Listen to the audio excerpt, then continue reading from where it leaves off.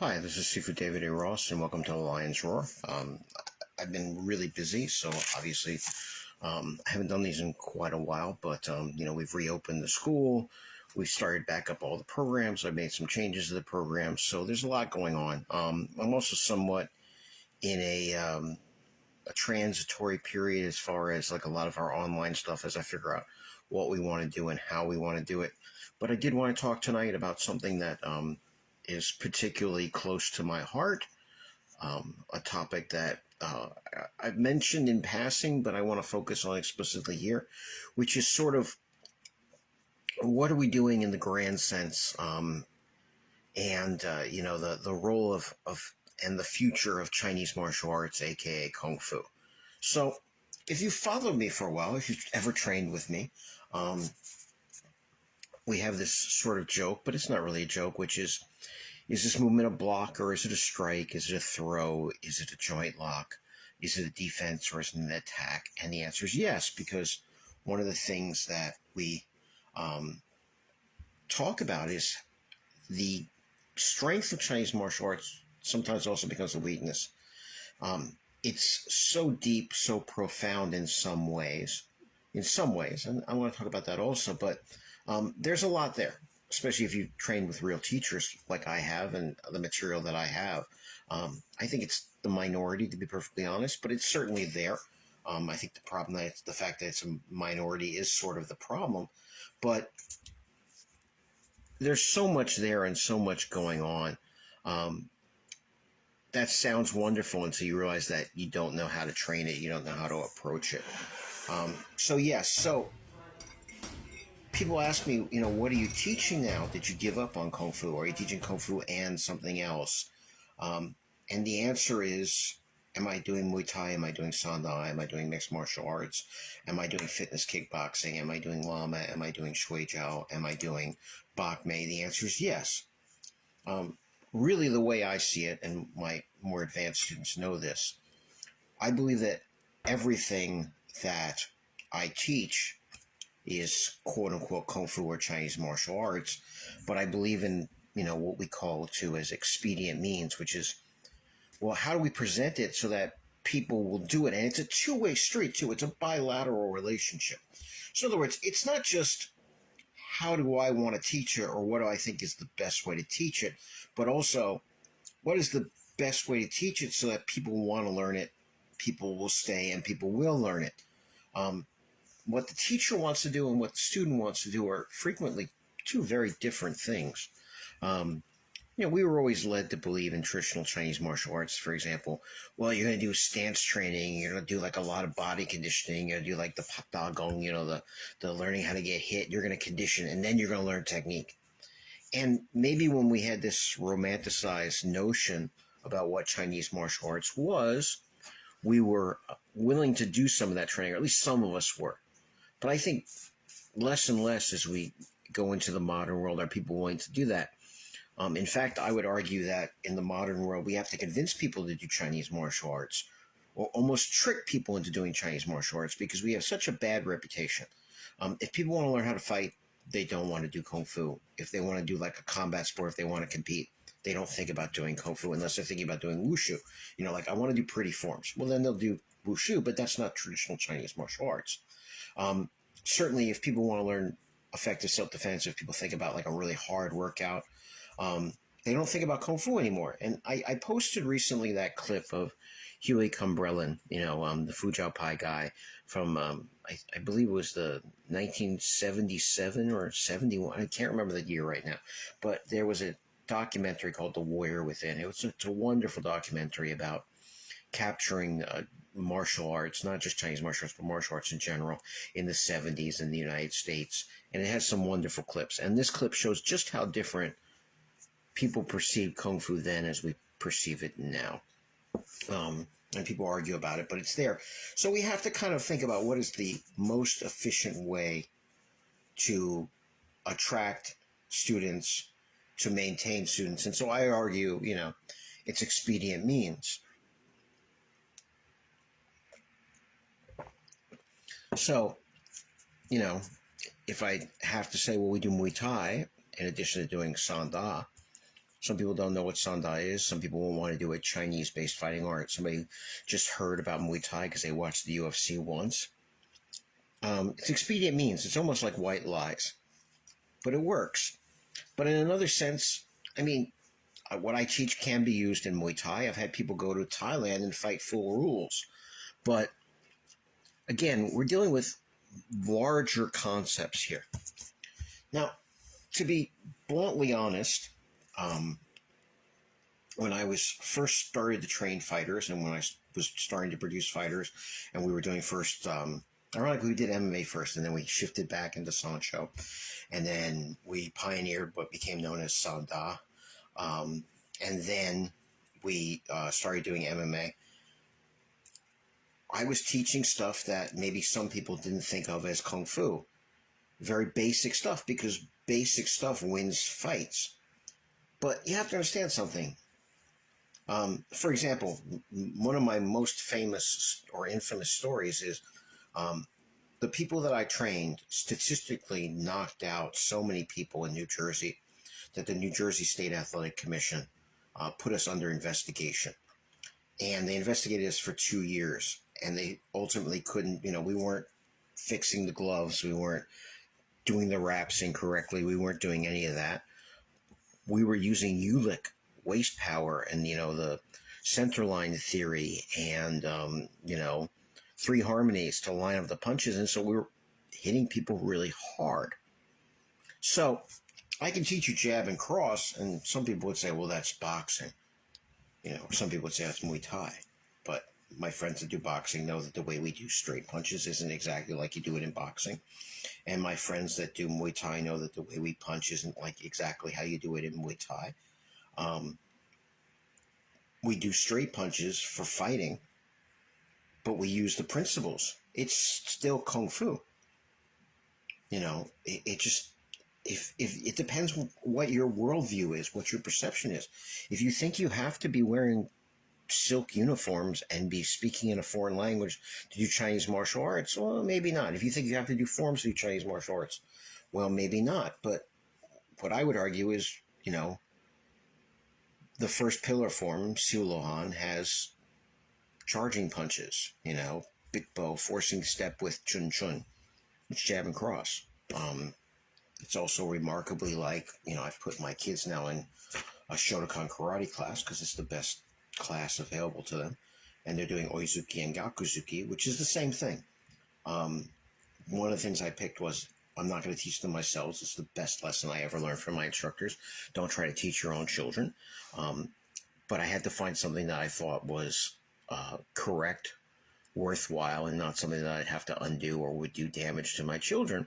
And I found a very good karate instructor, and I don't see anything that he does as being a problem. I think it's wonderful and a great base.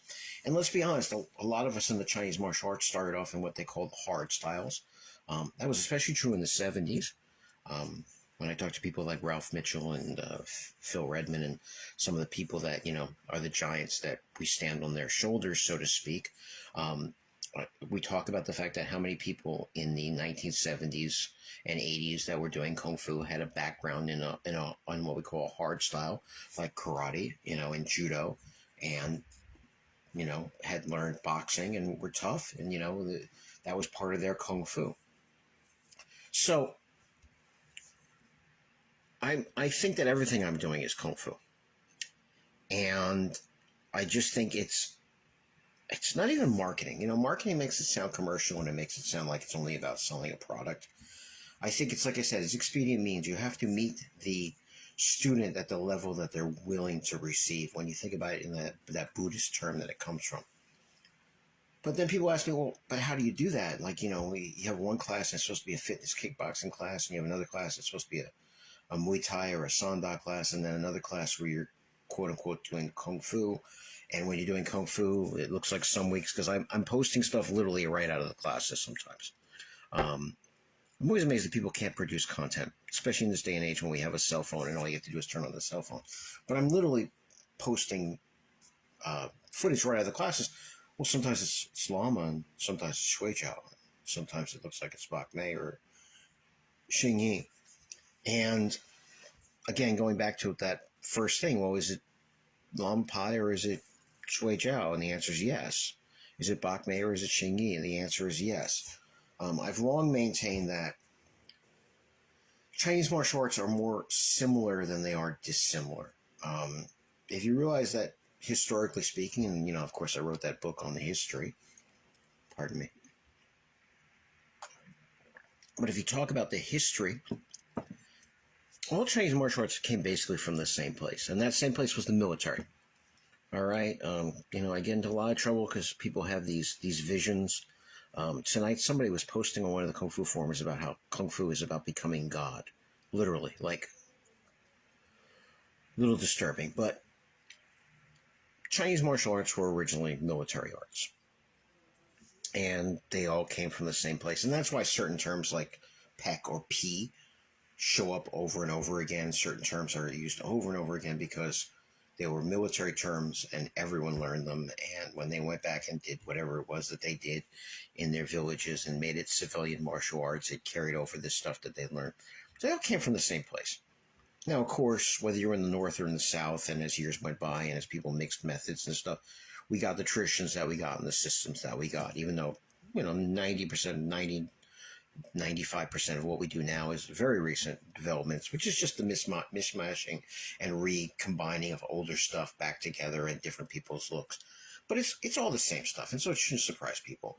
I tell people when you look at the history of Lama, it comes from Qinghai, province, which was, the Wild West of China at the time, and there were a lot of Mongolians and Tibetans there, both of which wrestle, particularly the Mongolians. So if you're living in a place where everyone wrestles, you're going to have wrestling in your fighting art, and you're going to have methods of dealing with it and incorporation if you're open-minded, and people that are trying to fight to survive are open-minded. So it's all the same stuff. It really is. And when you understand that and you get past that, it must be different. Even the quote-unquote, Shenfa, the body methods and the power generation stuff and everything, people make way too much of it. The point is, like, for example, if I'm doing Dunging, I'm doing short power. There's times I need short power, but then there's times I need Chunging, long power. There's times that I'm using, a Wun, and there's times I'm using Chum, and there's times I'm using Hing, and there's times I'm using different things.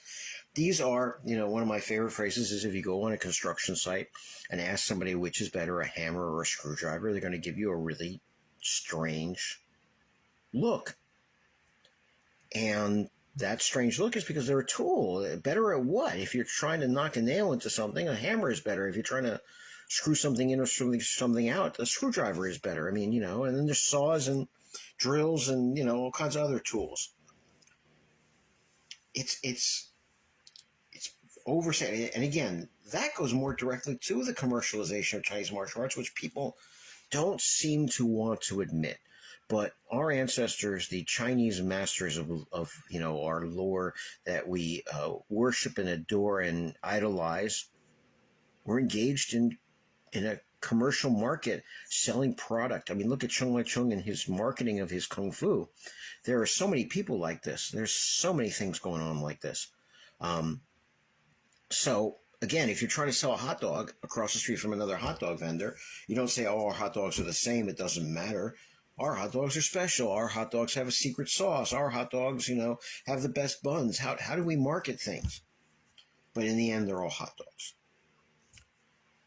So, going back to the, how do I do this? Well, again, because of my view, it's all the same. So, when I'm in either what we call a fitness kickboxing class, or people from the outside think of as a fitness kickboxing class, or I'm doing a Sanda class, and I'm doing like shadow boxing with the boxing punches, it's really not that different than the five elements or the five phases in Xing Yi, right? The wuxing, people know in Xing Yi, those five fists are vectors of force generation. And in Lama and its related arts, Hapga and Pakok, there is a thing called Loklik, or Luli, 6 powers, which is also about vectors of force generation. So if I was doing Llama, I would be doing, Luklik. To do fourth generation, I'm doing Gua, Cup, Fan, Po, Pao, Bean, Chun, Gua, Pakik, Jun Bean, Jun Bean, those kind of things. I'm doing different directions of fourth generation. If I was doing Shinyi, I'm doing the five elements. If I'm just warming up, I can do the boxing, and I think of those boxing as my fourth generation. I don't think of them as any more or any less. And to a certain extent, again, I'm not teaching Muay Thai. I'm not teaching boxing. I'm not teaching Jiu-Jitsu. I'm not teaching Judo. I'm not teaching, Western wrestling. What I'm doing in a lot of those instances is I'm using the training methodology and the training format to find out what works in Chinese martial arts. Like I would say, boxers hit hard and they know how to throw those punches in a real fight. So let's look at how they train. Let's put on some gloves like they do, and let's look at rounds that they do, 3-minute rounds and bag work.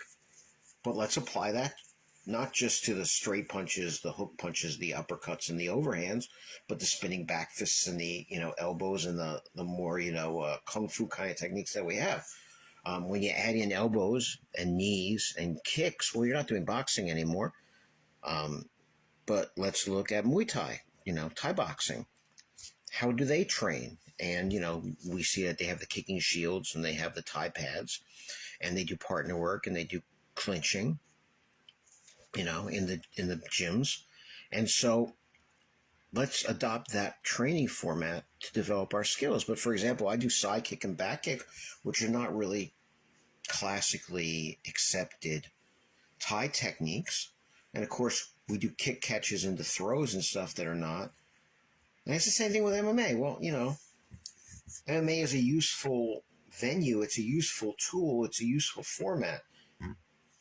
And I tell people, when people want to talk about, real fighting, quote unquote, and, in the deadly street, well, other than going out in the street to pick a fight, which would be an incredibly stupid thing to do that might get you killed, the closest thing you're ever going to get to a full assault in the street is a pro MMA fight.